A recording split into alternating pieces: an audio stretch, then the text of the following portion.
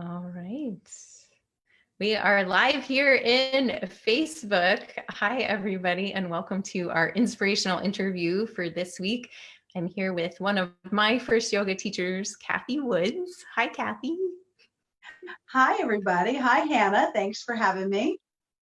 Yay, so glad you're here. So let me introduce you. Cathy's roots of her teachings the past 30 plus years are expressed not only through her training and education, but her own self-realization and insights from years of a dedicated personal sadhana practice, spiritual practice.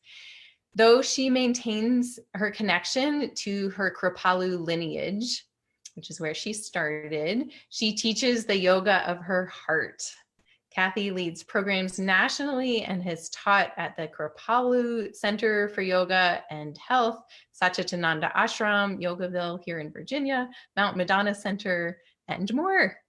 Additionally, her horse and yoga programs are led at ranches, resorts, equine centers, and expos around the country. That's all changing now because of COVID, but Cathy just published a book, Yoga for Riders, that was released last month in July. Last week, actually. Oh, last week. Wow. Yeah.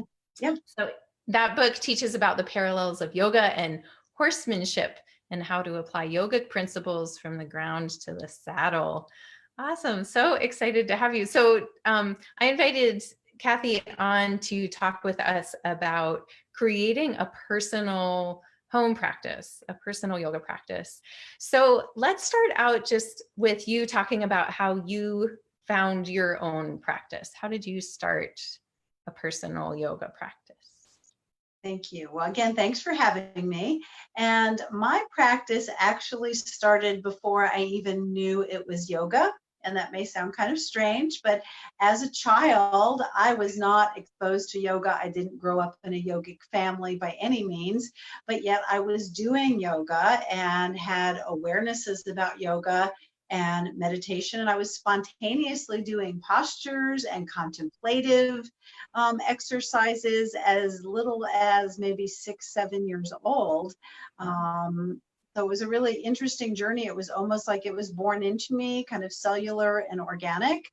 And I have many stories I can share, but one is I would enter into a posture and know that there was some value to prolonged holding of the posture and kind of transcending the mind and staying in. I would sit in full lotus pose, and ironically, I would watch like a cartoon, like the Flintstones or something, and I would discipline myself to sit in that position for 30 minutes, regardless if I wanted to fidget or move or anything. So this was pretty young.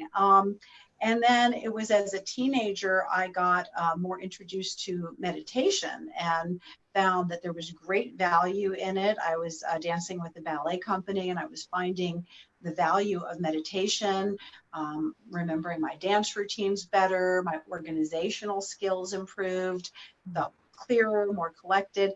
And then as a young adult, got introduced to formal classes. So initially, to answer your question, it really started within me before it was really a known yoga practice. I didn't really know what I was doing. I was just doing it spontaneously.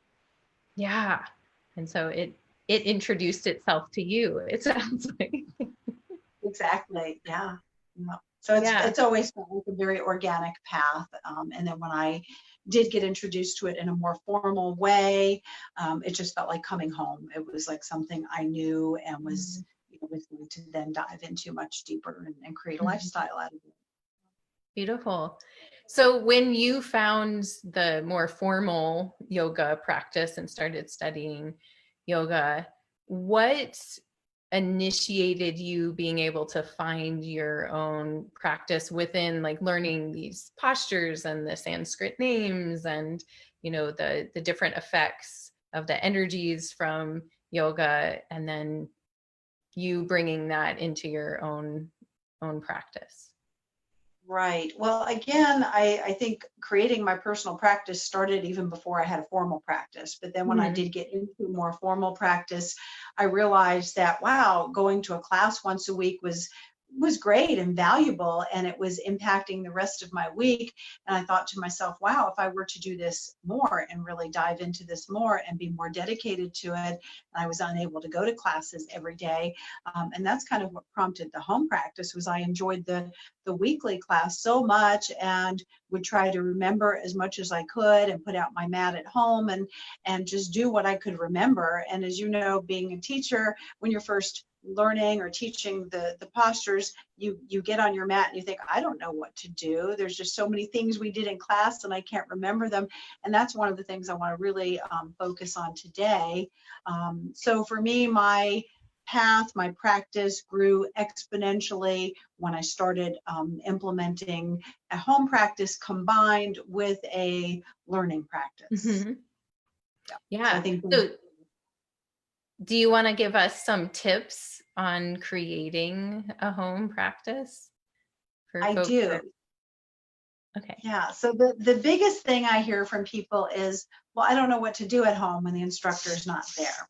And what I always say is, just put down your mat and see what happens. It doesn't, the biggest thing I want to share is your personal practice doesn't have to look like anybody else's practice. It's a personal practice. And I believe that this is where your yoga can really, really grow in new directions. And it can become more of an intimate practice for your own path of growth and self-realization. So a couple of tips that I would recommend would be, first of all, kind of doing some classes with an instructor such as yourself, learning the basic knowledge of yoga, and then putting down your mat and creating a dedicated space. That's really important, that you deliberately put out your mat and you create an environment for your personal sadhana or spiritual practice. The other thing is that when I say yoga, I don't just mean the yoga postures. I'm a big advocate, as you know, from studying with me, of the whole of yoga. So the meditative aspect, the breath work aspect. So the word sadhana practice is basically your personal practice or your spiritual practice. And it doesn't have to include only postures. So that's a really important point. So when I say creating your personal practice, it could mean sitting down on the mat, doing a few moments of breath work, doing a little bit of meditation, maybe some journaling, maybe entering into some postures, maybe listening to a podcast, maybe reading something inspirational. So there's so many things that fall under the umbrella of what a personal sadhana practice is. So it's not just postures. As you know, there are 8 limbs to the path of yoga. So creating the space, showing up in the space is really important, even if you don't know what to do. And to just sit down and take a few slow, deep breaths and become centered and begin to tap into that inner voice and that inner knowing about what you need on a given day. So for example, some days I'll sit down on my mat for my personal practice, and it just ends up being a practice of breath work, maybe very gentle movement. Other days I feel intuitively that I need to do more vigorous postures. And then sometimes it's a combination of what I call willful or deliberate postures that you say, okay, I know I benefit from warrior poses or chair poses or balance poses, and you do some of those deliberate poses, but then you let that segue into more of a spontaneous practice where you're really listening to your inner voice about, what do I need today? Do I need vigorous? Do I need gentle? Do I just need to breathe? Do I need to just be still and meditate? And it can just, flow in any way. So it doesn't have to look like anything specific. So that's really important. Creating the space, showing up on your mat, and just giving yourself some space to let it unfold. Yeah, I love that. Yeah, a lot of what I teach and goes into my planning of the yoga practices that I am now teaching daily is that awareness of just tuning in, even though other people are joining me for practice, but it's kind of like I'm sharing my personal practice, is tuning into like, what do I need in this day, but also tying in elements from Ayurveda of like, what's the weather today, or what's the season, or, what's the energy. And that is a balancing, right? Like as it's been summertime, I'm doing a lot more like low to the ground, not such vigorous heat building practices because there's enough heat in the environment, you know? So that intuitive piece, I think, is part of yoga and Ayurveda coming together in that wisdom of being like, well, what's needed today? Not the like, I have to follow these rules or do 20 sun salutations or whatever it is.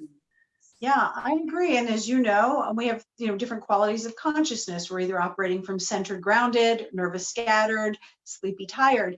And so many things factor in, as you know, with Ayurvedic, seasonally and weather and our diet and how much rest we've gotten and what's going on in our lives. So each time you visit the mat, it's a different day. So just listening to what do I need that day, and the movements you do if you get into asana practice, don't even have to be asanas per se. They can just be movements that feel good and right to your body. And again, that can be combined with moments of stillness, or I like to keep a pen and paper and a journal nearby. I might, in the middle of something, have some awareness or epiphany that I want to write about or remember later. So again, it can kind of morph into so many different aspects of yoga beyond just the asanas. But Right. listening to the inner voice is just huge. And that's not something that is just confined to the yoga mat. Listening to that inner voice in our daily lives of where's our energy today. If I'm not centered, grounded, it might not be the best day to write a contract or enter into some agreement or an arrangement with somebody. So honing into when we're in the best space to do things. And the more we do that on the mat, the more that starts to transition into right choices in other areas of our lives as well.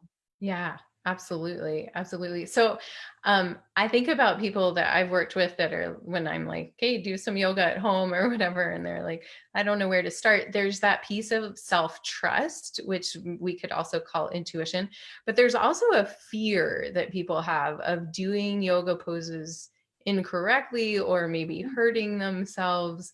And there's like feeling that they need somebody there to check them and make sure that they're doing it right. What's your response to that fear? Or My response to that would be to, again, just really be gentle with yourself and let the practice unfold. So they again don't even have to be yoga postures. So if you're feeling fearful about, well, I don't want to injure my knee, or I don't know if my alignment is right, then just do movements. I mean, just intuitive movements. Again, they don't even have to be yoga. It could just be something as simple as, breathing with your arms inhaling up and inhaling down, or just an interlace and press and stretch. I mean, they can just be very mindful, subtle movements. They don't even have to be the bigger, more challenging postures. And then as you work with an instructor, with a teacher, and you get more confident in that, then you'll find spontaneously you'll start interweaving that. But don't feel like the personal practice has to be a big practice or look even the same as you do in class. right. And Yeah. as you know, there's so many simple postures that we can do, such as cat cow, or a little crescent moon, or things that aren't quite as technically challenging, Right. and to maybe stick with those if you're feeling fearful. But I always say in my classes, you are your own best teacher. Listen to your body. Yoga should never be painful. So if you experience anything beyond a little challenge or a little discomfort, or you can't take a deep breath, that's a good gauge to back off whatever it is that you're doing, whether that's in your personal practice or with an instructor. Yeah, absolutely. Yeah. So listening to that inner guide. Um, Yeah. So I just want to pause here for a moment and just say, for those of you watching right now, we have a good little group on here. Feel free to write in questions that I can ask Cathy, and feel free to ask away. And I'll relay them to Cathy, and anything's game. She's very knowledgeable, so take advantage of her being here. Thank you. Yeah, I've been doing this a while. Again, I think I was kind of born into yoga, but have been formally teaching for about 30 years. And it's really enjoyable for me to watch people getting involved in yoga, learning about it, but then really creating their practice. And that's where that little light bulb moment goes off, like, oh, this is what yoga is. This is, really, it really is a path of self-realization. That's what we call yoga, a path or practice to self-realization. And nobody can give that to you. Teachers like myself and Hannah, we can guide you along, but ultimately it is that time, rich quality inward time you spend with yourself that allows it to grow. And we all have the ability to extrapolate universal truth. It's out there for all of us. And it's just learning to be still and be aligned and listening to that inner voice. And I think that's so important, again, on and off the mat. Right. Yeah. And I think about that inner voice piece in terms of creating a personal home practice. And I know that I did this early on. I took a lot of classes with you in my 20s. And when I would do practice on my own, I would hear your voice in my head, right? I'm like, Cathy, because there's things that repeat. And I'm sure those of you who do yoga with me frequently or have practiced with me for, 7, 8 years at this point, hear my voice in your head. And that's a great place to start, to kind of like tune into the radio station of the teacher you're used to hearing in your head. And listen to like, well, what postures are linked together from the classes that you've attended. There's some basic little flows that all teachers seem to find like their personal favorites that they like to incorporate into classes, and that tuning into that radio station in the mind can really help you initiate that, like being alone on your yoga mat doing your thing, and make it less scary. So I think that when I reflect on my path as a now a yoga teacher, initially just a yoga student, that I took a lot of classes with you and then would hear your voice in my head. I'm glad I was in your head, Hannah. And I know that some of the things that I say as a teacher now came from you too. Yes, and we all do that, and Right. my guru, my teacher, I hear him and in my head as well, and some of the things that I share and teach are quotes from him and things that I've learned. So we're all just sharing. None of us really have an original thought. We're all just kind of extrapolating this stuff, and it's kind of interconnected and overlapping, and that's great. I think that's what makes it good and interesting and genuine and heartfelt. And we each bring in little pieces to that tapestry of part of our own path and our own journeys. Yeah. Yeah. And One of the things, I was you go going to ahead. say, that is the importance of studying with a teacher. So personal practice is good and valuable and huge in your growth. But again, I want to stress that it is most beneficial combined with when you are also working with a teacher, because there are things that you're going to learn from that teacher and then can incorporate into your practice. But so I don't want to negate studying with a teacher just to do a home practice. I think the two go hand in hand. Yeah. Yeah. And it sounds like you really want to empower people to bring yoga home and into their personal space and to feel empowered to play with it really, and see what happens when you give yourself permission to do yoga on your own, but then also be informed by studying with somebody or several people who are trained in yoga. I agree. Yeah. And then you were going to say something, so go ahead. Do you recall? No, go ahead. Okay, so I do have a little list that I hand out to my students when I teach this Creating Your Personal Practice workshop. And a couple of the things on there that I think are important, creating your space. This is a really fun homework project. I do have a video about it on my YouTube channel. I love assigning this project because I love hearing the feedback from people.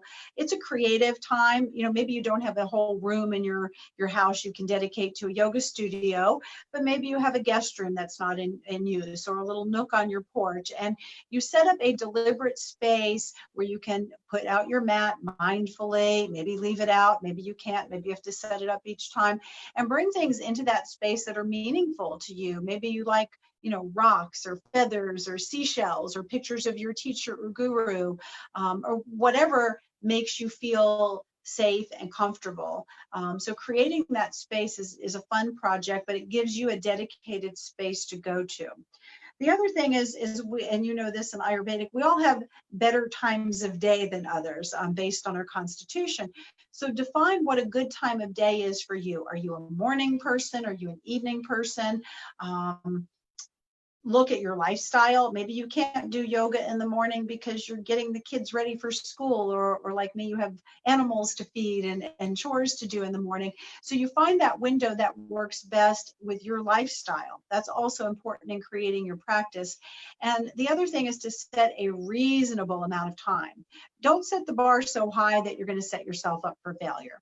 So to say, oh, I'm going to do an hour of yoga every day at home, that might be a little ambitious. I would rather see somebody do 15 mindful minutes of breath work, meditation, yoga on their mat, rather than a scattered hour. So define time of day, and also how long of a practice works for you. And then what's really sweet is if you do have times that there are not time constraints, you may find that you get on your mat and you think, oh, I'm going to do this for 10 minutes, and 45 minutes go by like magic because you enter that timeless zone, and it just becomes something you just want to continue to stay in and very immersed in it. So that's enjoyable when you can take it to that level as well. Yeah, I love that idea. That just called out to me. I'm like, I want to do that. Good. I rarely do that. Like, just get on my mat and just like, Yeah. time. I have time. Yeah, we get so scheduled and structured in our days. It's lovely We do. idea. Yeah. And now it's such an unusual and strange time for all of us. Everybody's navigating the new normal, and they're not going to yoga classes as much in person. So this is really a good time to nurture your own practice, create it, shape it, and just play with it. Again, it doesn't have to look like anything. That's the freedom of it, that it's your personal practice. And Right. what else is helpful too is keeping a little sadhana journal, I call it, or just a little journal of your experience. You might notice some days, gee, I sat down on my mat and I could barely focus. I was doing good just to breathe today. And then other days you'll go on your mat and have a more rich, deeper experience. So that fluctuates as well, but kind of keeping a journal and seeing how your personal practice is growing and progressing. And Mm, then another really important component too, Hannah, is have like-minded people that you can share with. Because when you're on your mat and you're in this deep, rich time with yourself, stuff can come up, whether it's just questions about the practice or emotions that come up or shifts that happen. So it's very important, I think, to surround yourself with supportive people, that you can share your experience with. absolutely. I think that's a really good point, is to have that support network and community, Kula, to Yeah. be able to really, well, also just to digest and integrate the experience, right? To know that there's other people doing the same thing. And yeah, what I was going to say before is that I think part of the practice too is to be really the physical being that you're in. One of the things that has been interesting for me as a yoga teacher is to have people frequently say, but I don't look like you. And that to mean something is bad or wrong. And Right. and I think a real gift of creating a personal home practice is that you're not trying to look like you're not looking at somebody else and saying like, I want to look like them, or, or we have different body structures, right? And from Ayurveda, we know there's Vata, Pitta, and Kapha, and like our bodies are just going to be built differently and look differently and Mhm. move differently, and that's all good. Like there's not a wrong way to be. And so I love that idea, like that you were talking about, with just getting on your mat and just seeing how your body Mm-hmm. wants to move. And maybe you hear the voice of the teacher in your head, but a little more exploration instead of looking externally and like, I need to look like that, to look Yes. internally and think, I feel this, or when I shift slightly to the side in this pose, oh, Mm-hmm. wow, that changes something. It's more of a internal reflection than looking for that external reflection. Exactly. And I think too, it can be liberating to not attend a class and to not have that distraction of looking or comparing and just being in your own experience.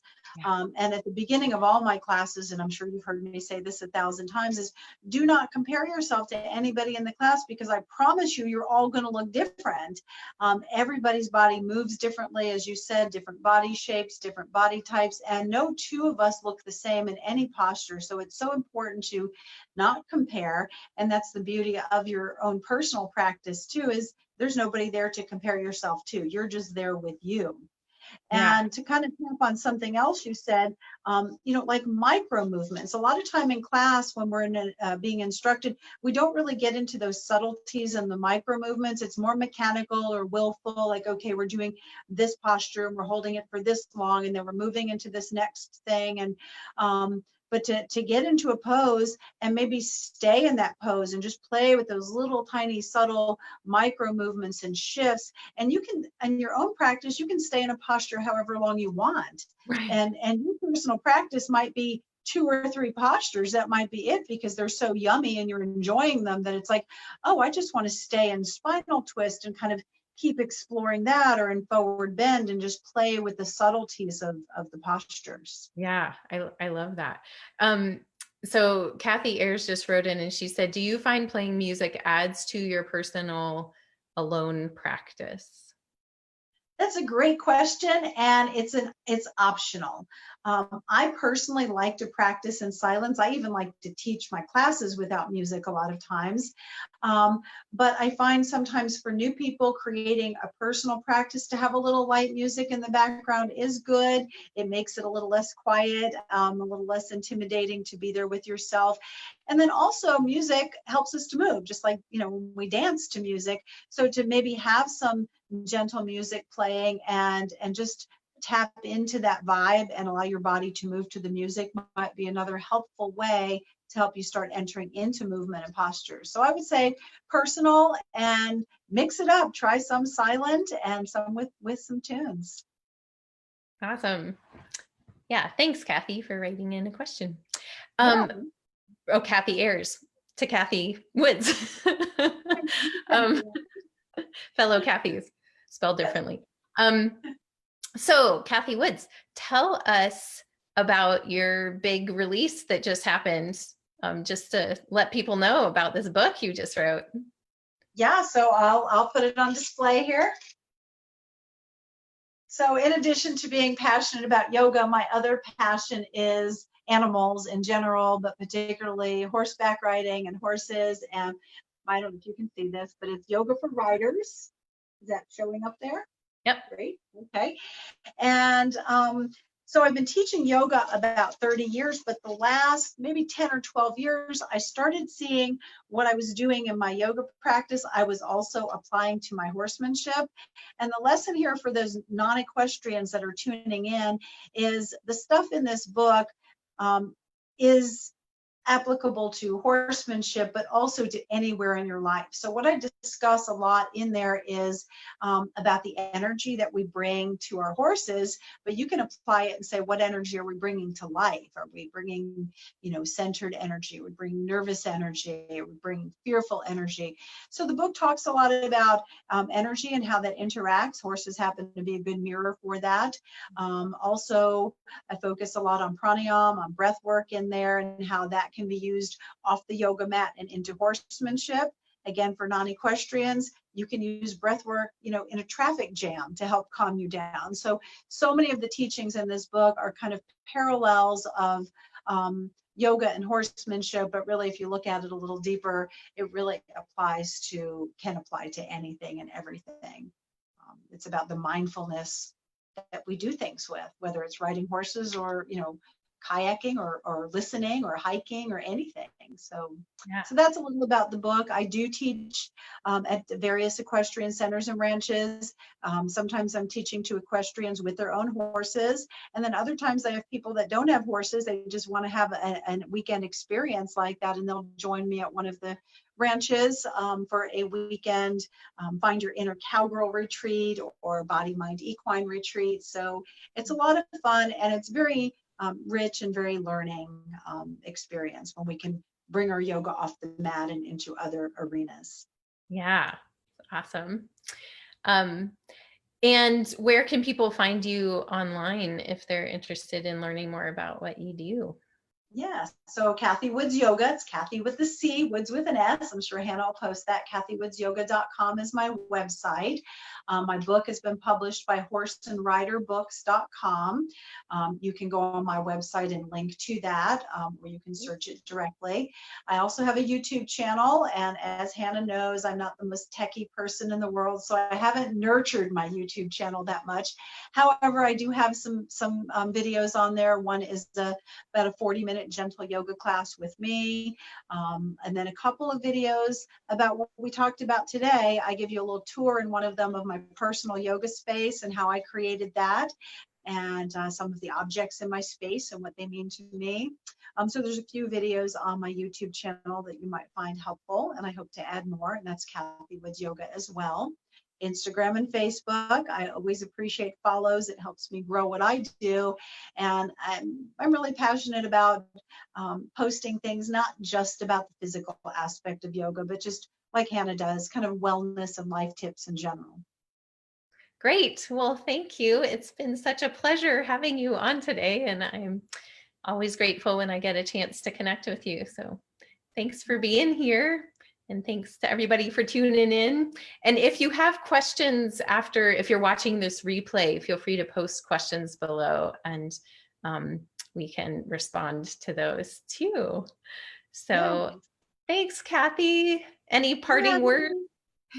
Well, I want to thank you for having me, and I just love our long-time connection. As Hannah said, I was one of her first teachers, and it's just been a pleasure to watch you grow into a beautiful yogini and teaching and sharing and enriching people's lives. So that's my parting words to you. And for those out there, nurture your home practice. It's a beautiful thing, and everyone stay safe and blessed. Namaste. Namaste. Thank you so much, Cathy. Be well. You're welcome. Be well. Bye now. Bye.